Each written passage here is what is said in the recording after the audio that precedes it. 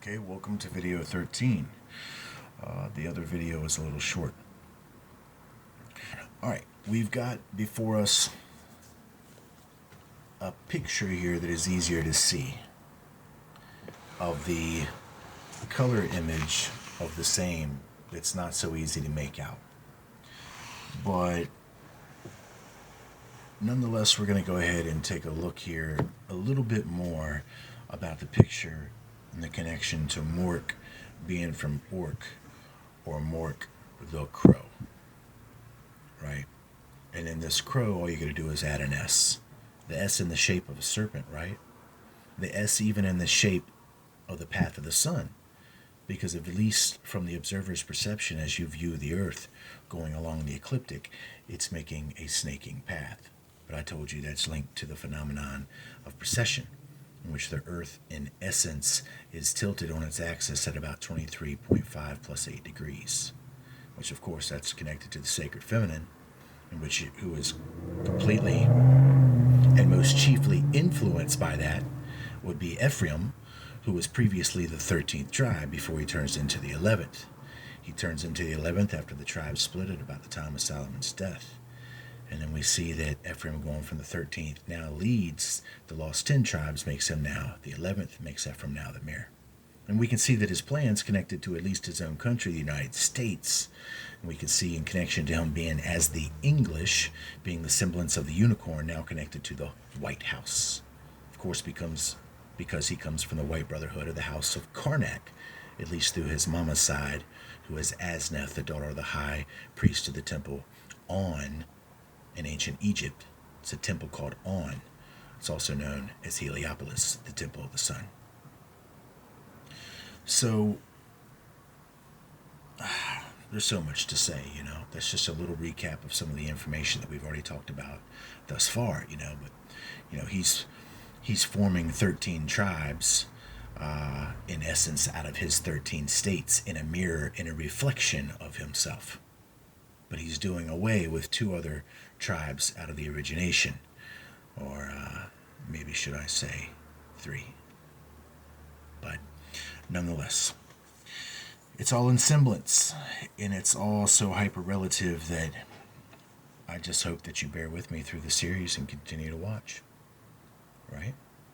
All right, so let's take a look at something that we didn't complete when I was telling you that it's no accident that it's the 4th disc. And as I was giving you the connection to it where it was saying Nanu, Nanu, even on the 4th disc, which made a lot of sense to me because the moon is the 4th celestial object from the sun.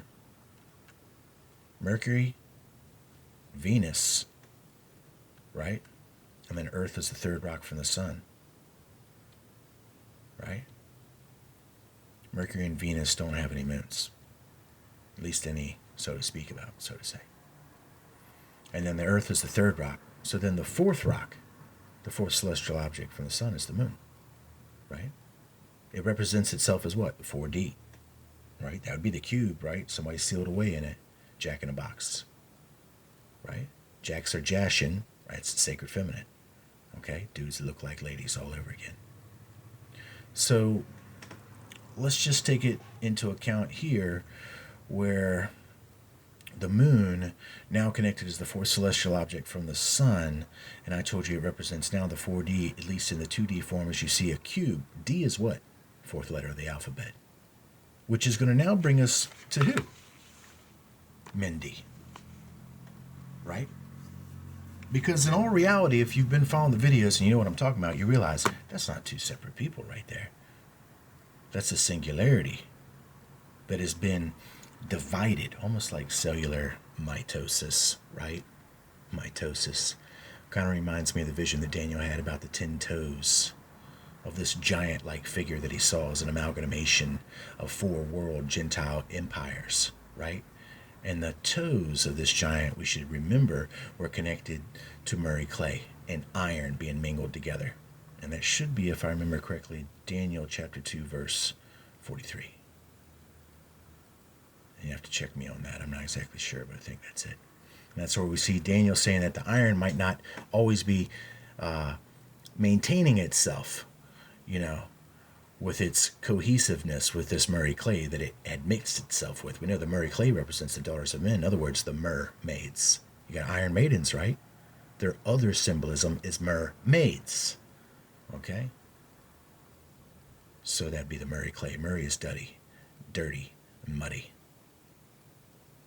So Mindy is now bringing us up to the other split persona of the singularity of this identity here that they don't want you to see is all representative of each other. Because if Mork is the dude that looks like a lady, what's the lady he's looking like? Mindy. In other words, the mini-me. The moon. Min is in mini. D is in what? D's the fourth letter of the alphabet. That'd be the moon. That's 4D, which is representative of time, right? Time is now representative, at least symbolically in ancient terms, of what? An hourglass, which just so happens to be the exact shape of the constellation of Osiris-Orion, in the shape of an hourglass. Right? That is then connected to what? The dog star, one of the dog stars, Sirius. And then Sirius is both red and blue. In other words, Sirius is Isis, which is the connection to those that are here doing the work for the great labor to bring Osiris-Orion in. Of course, that'd be old Humpty Dumpty again. Right? So if Mork is the dude that looks like a lady, well, there she is. The mini-me. That's in other words, Minnie Mouse, right? You got Mickey Mouse and you got Minnie Mouse. Right? So, Mini D, Mini 4, Mini-me, the moon, all over again. I mean, see it right there, right? Nanu. So how can Mork become, he's the dude looking like a lady right there. He's got the inverted symbol for sacred feminine, right? The inverted triangle symbolizes the womb. That symbolizes the supposed female energies, does it not? And that would easily symbolize Osiris-Orion in the legend, who is said to be hung upside down. Well, if that was a man, if it was right side up, that would be what? An averted triangle, right? Or an upward triangle, which is in the shape, at least symbolically, fertility speaking, of a penis. Okay? And then that would be a man. So this is a man flipped upside down, looking like a lady. There's a man right there. And I told you the lady he's looking like is the moon, a.k.a. Queen of Heaven. Bringing us back to what? Ishtar. Bringing us back to what? I Love Lucy. Now think about Lucy for a second. In her marriage to what? To who? Ricardo. Ricardo is also a lot close to retardo, which then connects us back to genetics as they see ethnicity through the admixture of animal origin, which then brings us back to simians, who are supposedly mildly retarded. Apes. Then you get Apple, right? That was the temptation, right? Apple is ape L. L is who? What? L is what? L is the mighty bull gods, guys. Anybody see bulls at the bottom of this picture? You sure do. And I'm going to explain that in the next video. You see those bulls to the right and the left standing on the fish? Real important. Ancient fishmen, right? Ancient fishmen are the bullmen. The bullmen are the fishmen after they rebelled. The Anunnaki, the great splashdown. So, your sacred feminine, is a product of the apple, which is then a connection of the evolving primitive stock of mankind, known as the daughters of men, who we see are now connected as the Lucifers. Right? They're furry, they're hairy. The Hairyans, the Aryans. I hope that you could follow that. Lucifer. Apple, ape L, mankind, at least evolutionary speaking, they generalize it as saying that you've evolved from apes. No, that's not the way that it happened. But you would see they would symbolize it that in connection to apes, in connection to simian, which would then, I guess, be like a scientific term for them, And then simians are considered mildly retarded. Then we get back to Ricky Ricardo, and you can see what the code is, that they're saying the Lucies, those that were formerly connected to illumination, had degraded themselves by mixing themselves with the ethnicities, which then now represents R&R, Ricky Ricardo, double Babylon, give unto them double, as they would see it. And always remember that Lucy was real famous for smoking cigarettes. And then you got to think about what? Venus, the smoking star. The smoking mirror. Right?